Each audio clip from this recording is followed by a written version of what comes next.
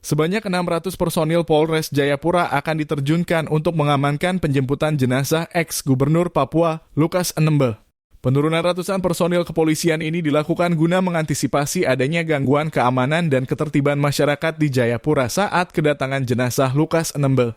Ratusan personil ini akan disiagakan di sejumlah titik di Jayapura.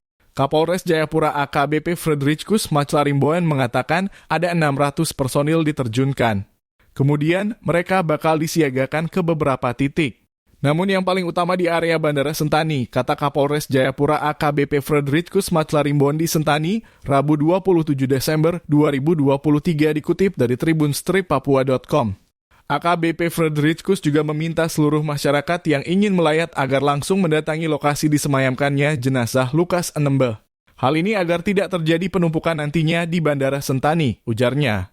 Berdasarkan informasi yang dihimpun melalui Koordinator Urusan Keluarga yang berduka di Jakarta, Elius Nmb mengatakan jenazah mantan Gubernur Papua bakal tiba di Papua pada Kamis 28 Desember 2024. Sementara menurut Elius, pada Rabu 27 Desember 2023, pukul 11.00 waktu Indonesia Barat bakal digelar ibadah pelepasan jenazah ALM Bapak Lukas Nmb dan ini dilaksanakan di Rumah Duka Sentosa RSPAD Jakarta.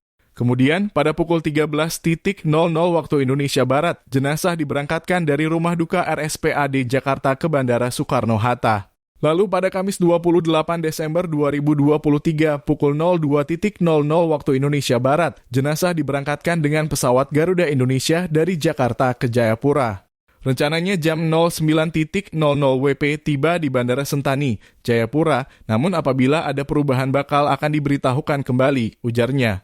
Elius juga mohon doa seluruh masyarakat agar proses pemberangkatan jenazah almarhum Lukas Nmb ke Jayapura dapat berjalan lancar.